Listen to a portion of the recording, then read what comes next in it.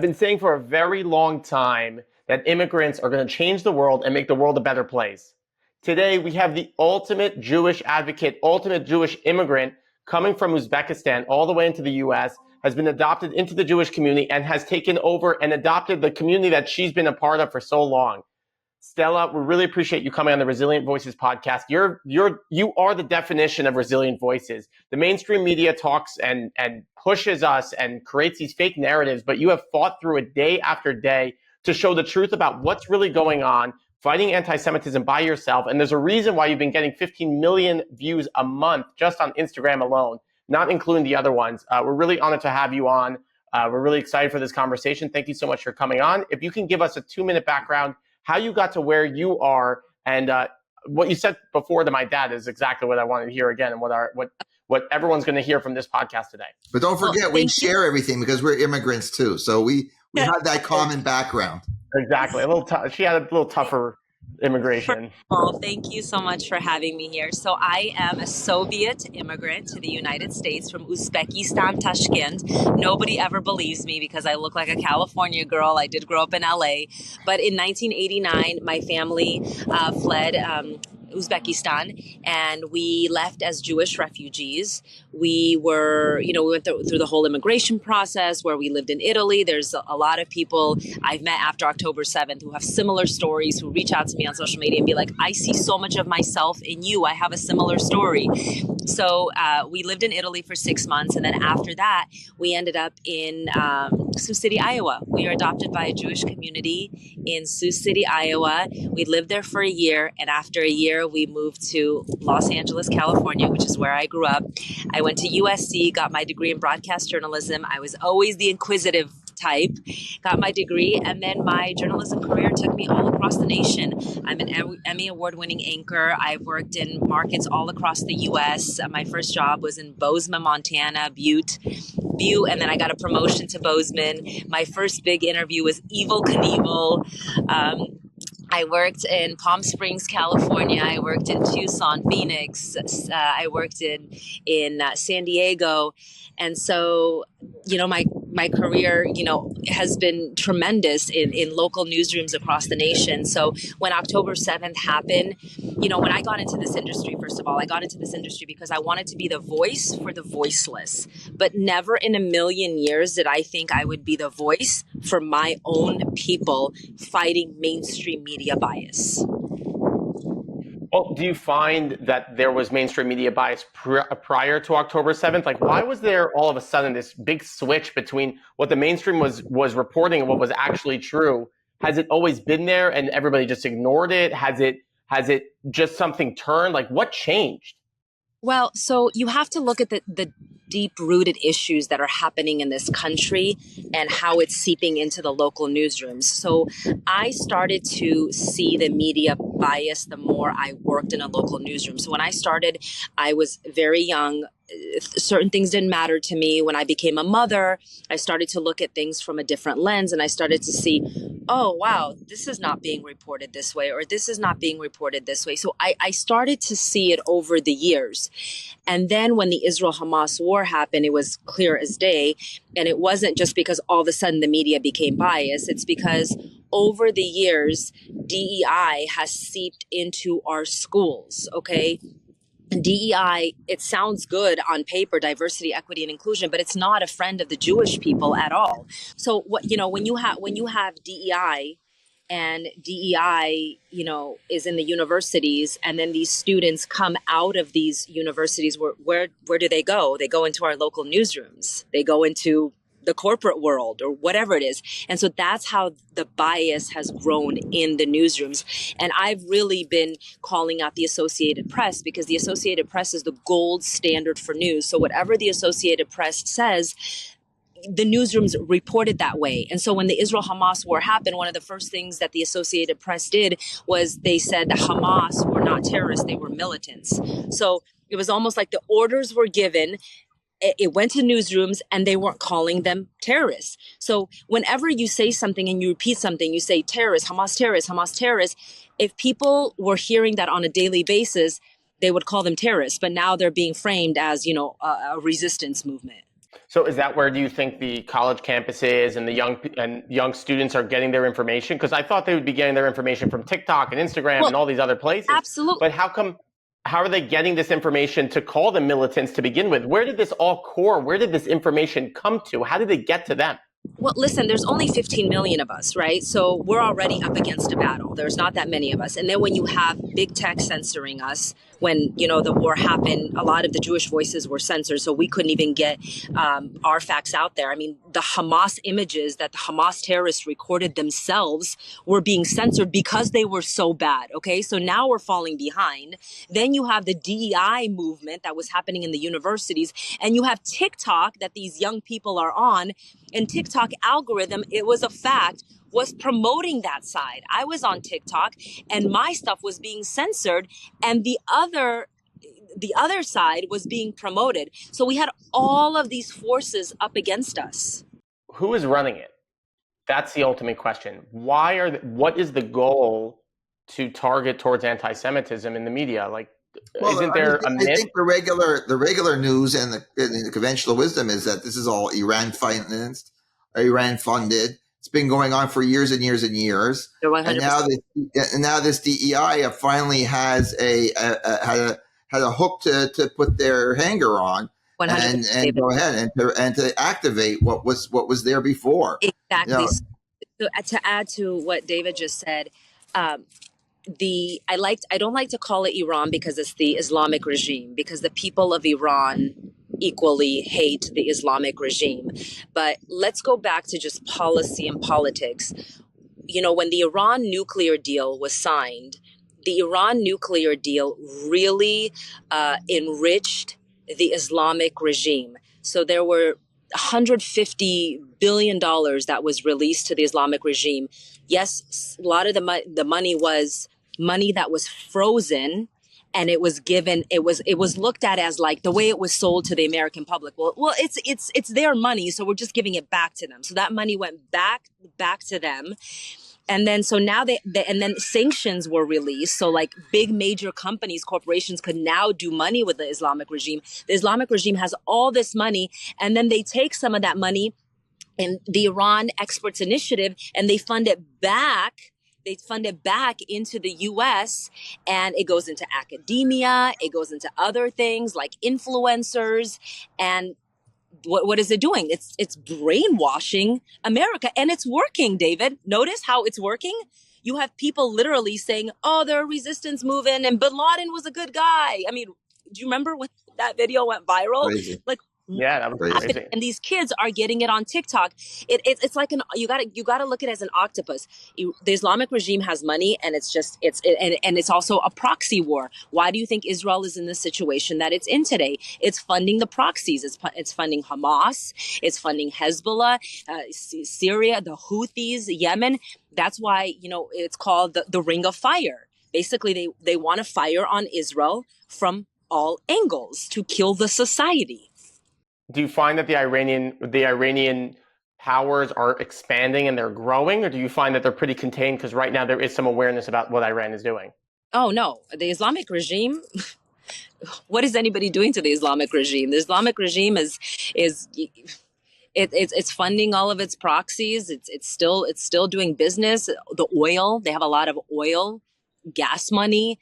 No, I mean this isn't going to end unless the head of the snake is cut off. Do you think Israel and the U.S. is waking up to this problem? I know everyone talks about, Iran, and all this other stuff, but do you think that it's actually changing? That there is something that can change, and what can change? What needs to happen to get it back in order?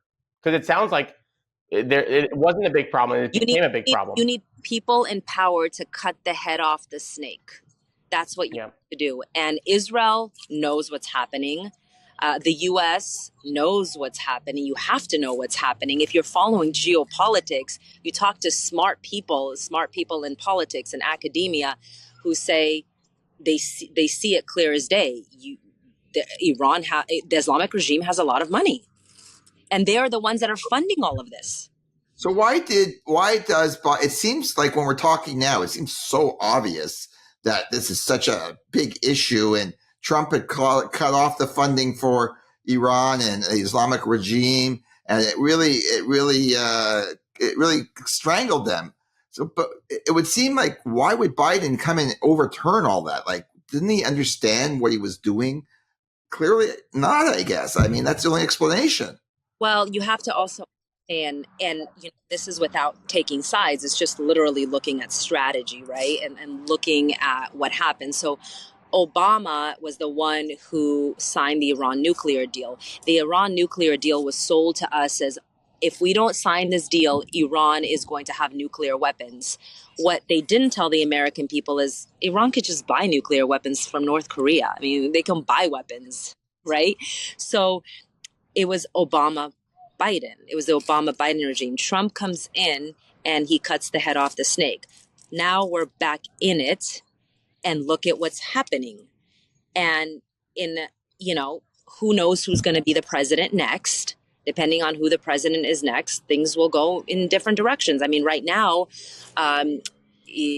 Kamala Harris's national security advisor, Philip Gordon, is under scrutiny because Elise Stefanik and Senator Tom Cotton, they just sent a letter to Kamala Harris's office asking her what Philip Gordon's connection is to the Islamic regime, because he had several articles with a woman by the name of Ariane Tabatabai. Ariane Tabatabai was part of the Iran Experts Initiative. The Iran Experts Initiative in 2014, before the Iran nuclear deal was signed, it was people working with the Islamic regime and here in America trying to sell the Iran nuclear deal to the American people. So what they did was they got people from academia, from media and politics to go on the news and be like, this is a good thing. And they got people to write articles.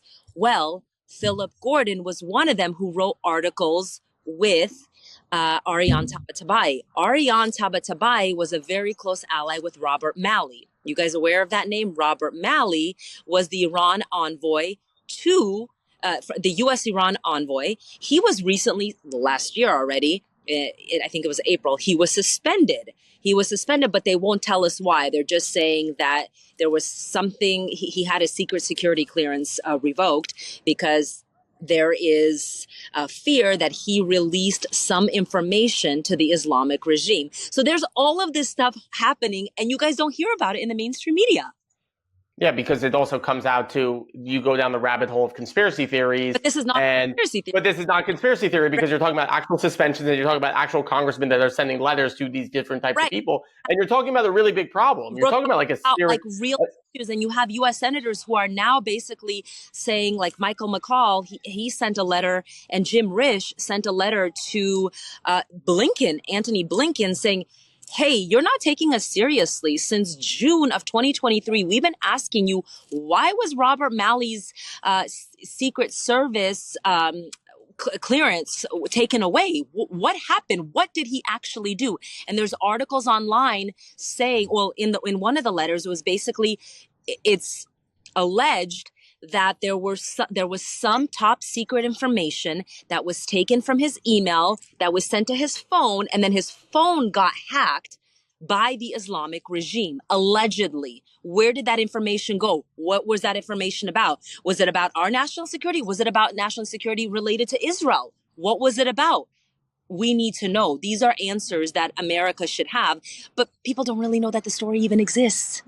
100%. So let me ask you this. Let me ask you this. Like, we go back to, let's say, 70, whatever, Watergate, any of these crises, right? All of a sudden, somebody lets the cat out of the bag. It goes into the headlines, and all of a sudden there's a crisis. Nixon resigns, or whatever you have, and other Iran Contra, all these. So why not in this situation? I'll tell you, because the media is like, the level of censorship, I've never seen it in my life. Because the media is not talking about it. They're censoring it. To your point, probably conspiracy theory. It's not journalism anymore. It's become activism. It's like, oh, it's going to affect, we're getting closer to the elections. Why would they ever cover anything that would affect the candidate that they want to be elected? Let's just be honest. That's how the media is. They say they're not biased, but they only want a certain person in office in a certain party. So they'll do anything to destroy the other side, unfortunately, and that's not how media should be. I went to USC and we were taught, report the facts and let the American people decide. Okay, that's what it should be like. This isn't communism. And so listen, the New York Post has written about it. There's Google it. I mean, it's there if you want it. It's just not, it's not a top headline. If there's censorship across the social media platforms and we, for example, we have friends and clients of ours that are huge influencers, just enormous influencers. They say one thing, all of a sudden everyone's like buying that product. And they're Jewish, and they said that they went to post and to do stuff and to be pro-Israel and pro-Jewish and pro-human, really. Mm-hmm. And they said to me that they were getting canceled by a lot of their contracts. Yeah. So there's like, I never understood why. And I asked Michael Rappaport the exact same question, and we did it live. We said, how come you're not scared of getting canceled when so many people are? He goes, I'm not doing anything wrong. So what you are saying, you are reporting, you're not doing anything wrong. These are important pieces of information. He did say he was canceled, Yair, don't remember? He did say he was canceled in 2 shows because of protests, but he's not. I'm sure there was more situations that I'm sure he was suppressed. I'm sure he was suppressed by other avenues. But it is a big problem that you can't just talk about what you actually think is true, but you've managed to stay resilient even when they are suppressing you. I mean, people are seeing what you're doing. People love what you're doing. People are rallying behind you. I've been referred to you from 4 or 5 different people independently, which is a crazy thing. I'll tell you why, because people are yearning for the truth. They're like, what is happening? What is going on? So when people start talking about, issues that really don't matter, people are like you're asking, Stella, why is this happening? And I'm like, let's talk about policy. Let's get down to the root of the problem. Like, and it's not right versus left, and let's fight each other, but let's talk about like really what happened and how we got to this. And yeah, it so happens to be that it happened under a certain administration, but at the end of the day, this is where we are today, and we need to know what is happening. It's called checks and balances. This is why 100%. Yeah, this is why I got in the first place. You came to the U.S. on an American dream when you were a kid. Yeah.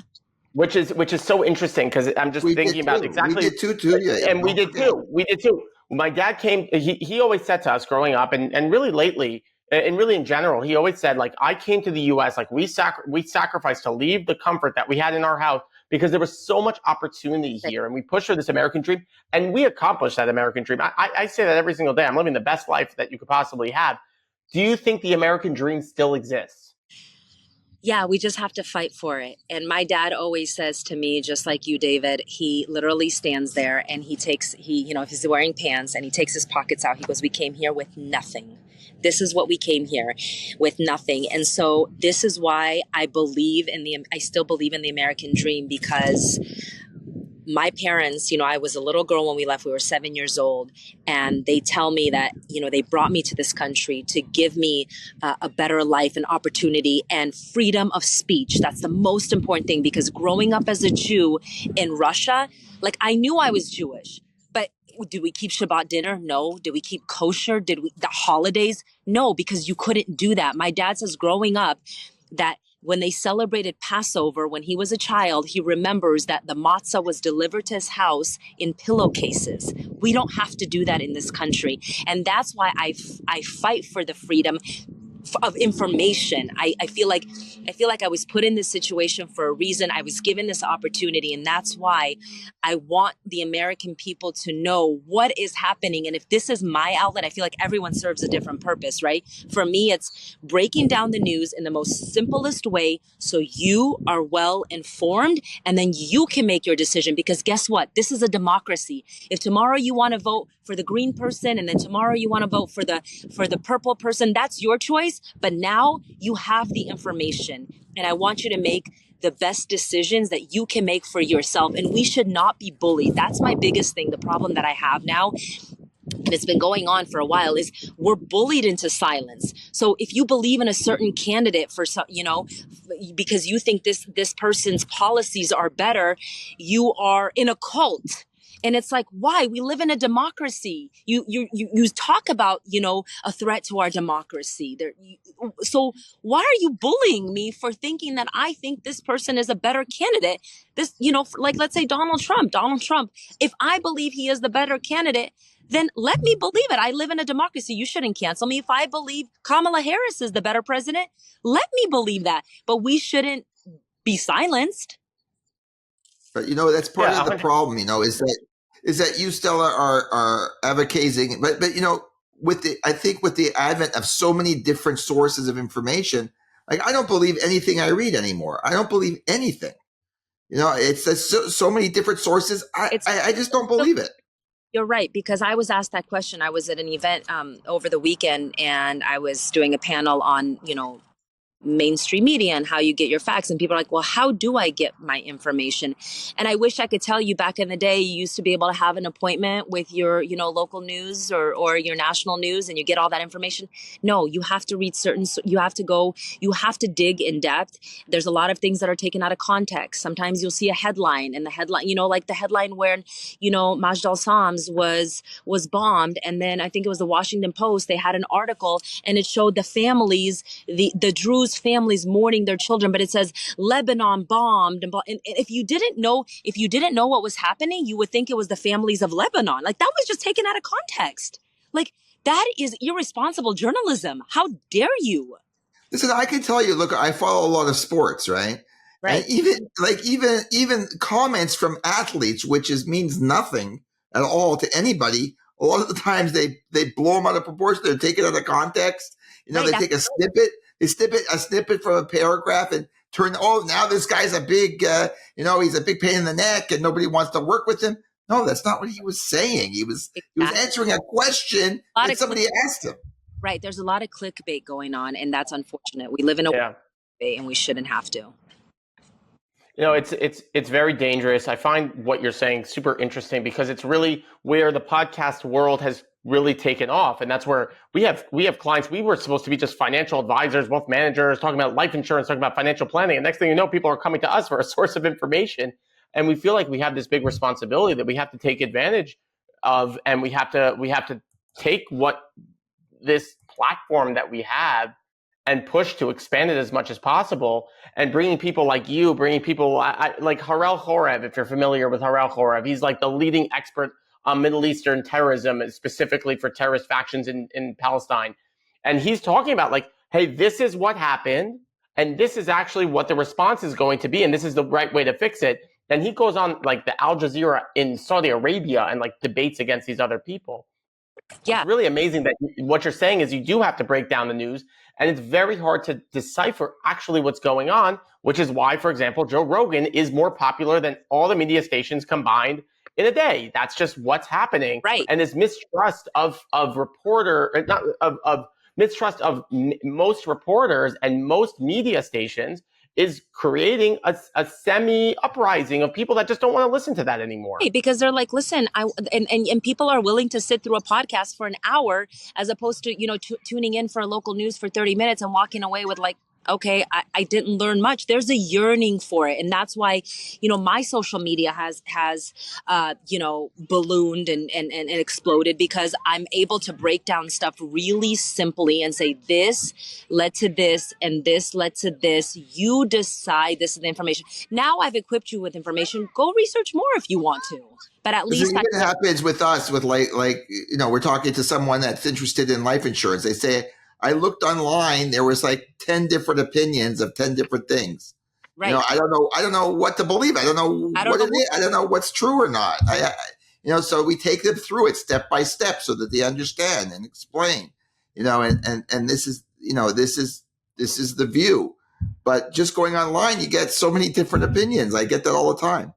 Yeah, you did, and again, what you guys are doing is so important, and I can't thank you enough for having me come on your show, because I've been labeled so many different things, and I'm like if you actually sit down and have a conversation with me, you would know that I come from communist Russia. The importance of what it means for me to get the truth out there, and yes, maybe, I'm not in mainstream media anymore, but like now you want to just delegitimize me because you don't agree with me. Hear me out. Hear what I have to say. Yeah. Always tell Let's people have a like, discussion. Let's talk about it. right. Let's hear it. So I always tell people, if you watch, CNN, you have to watch Fox News. If you watch Fox News, you have to watch CNN. You have to hear what the other side is saying. So let's talk about this. You left mainstream media and you went off on your own, and basically you went off on your own to advocate and create this own brand for yourself. But you've been canceled so many times, or you've been suppressed, and they've tried to cancel you, and other stations have even been canceled. How are you able to stay so resilient through that? How are you able to continuously push your brand when everything is working against you, even though the truth is on your side?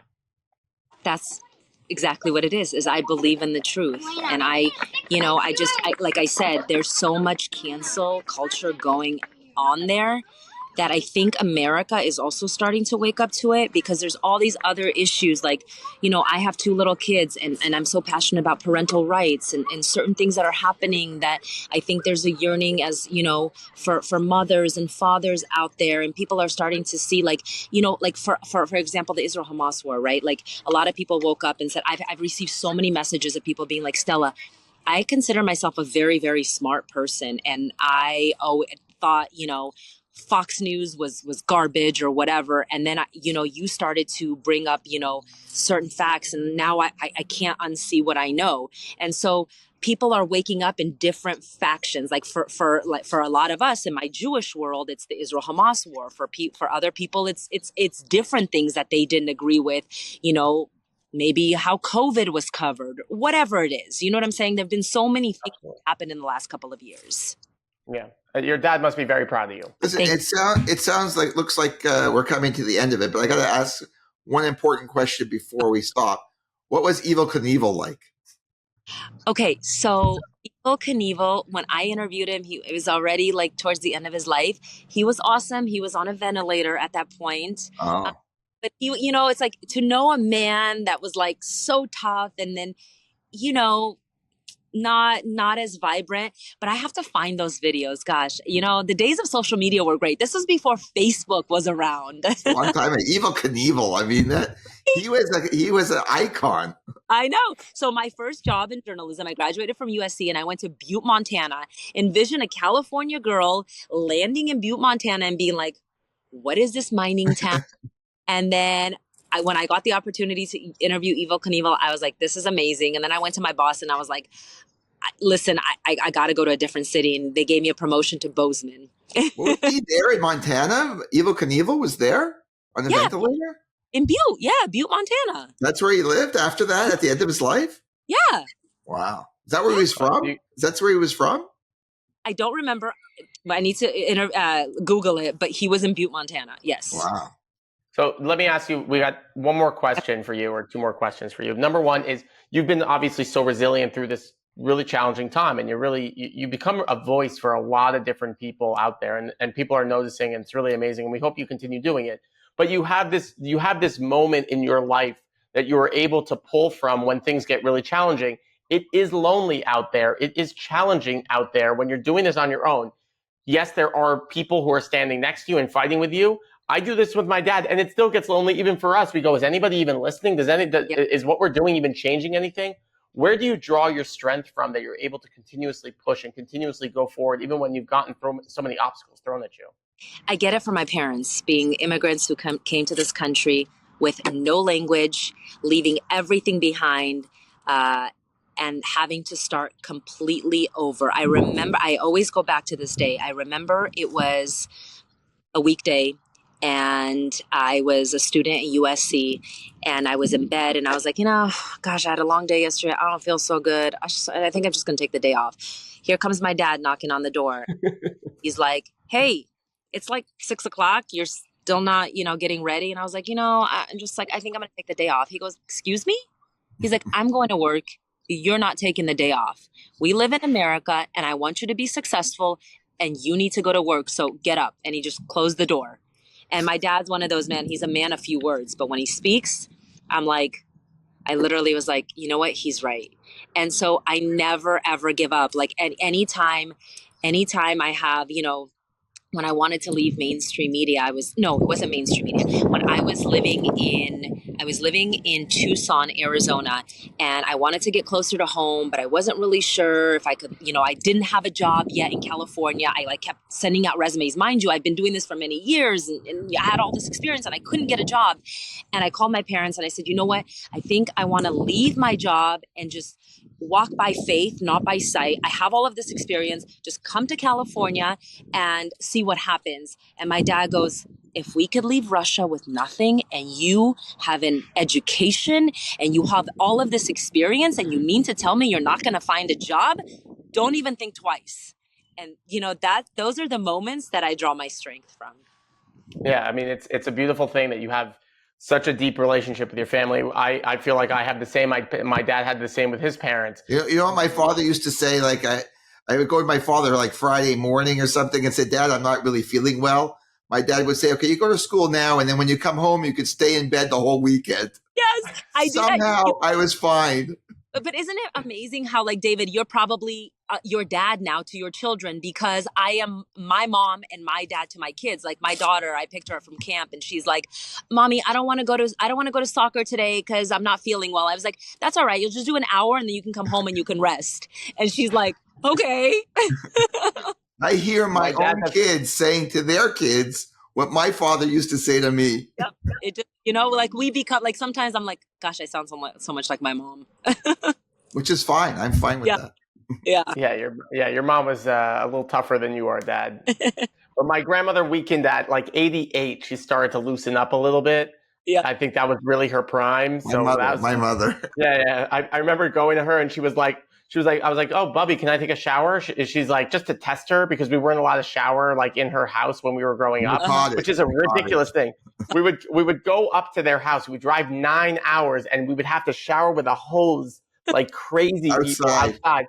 Outside. Take soap to the lake and bath in there.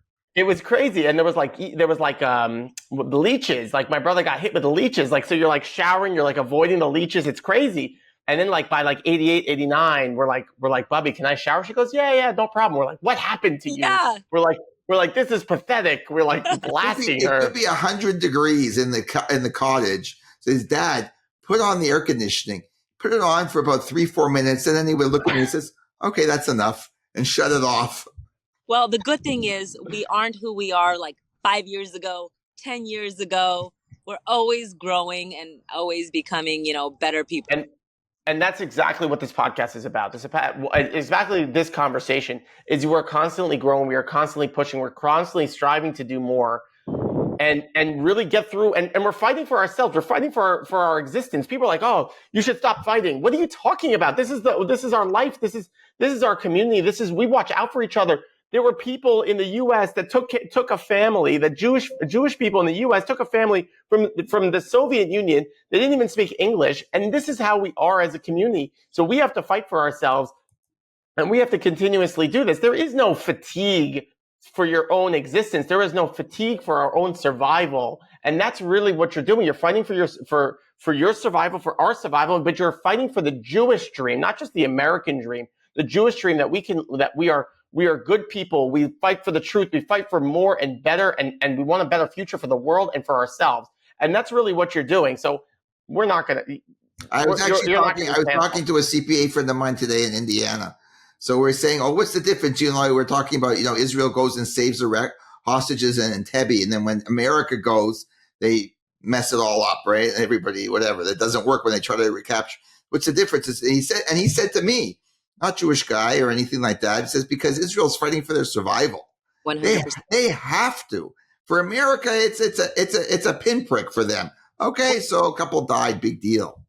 Yeah, but people don't understand life in the Middle East is not life here in America. And that's why sometimes a lot of people are too comfortable and they don't understand. We're seeing what's happening in the UK. We're seeing what's happening in Canada when it comes to anti-Semitism. If it's not a wake-up call to us, I don't know what is. If we're just going to be blind and think like, oh, it's not going to happen here, we got to wake up. I'm sorry. Like, never again is now. Again, my perspective is very different because I came from Uzbekistan, a Muslim country, borders Afghanistan, it's right there.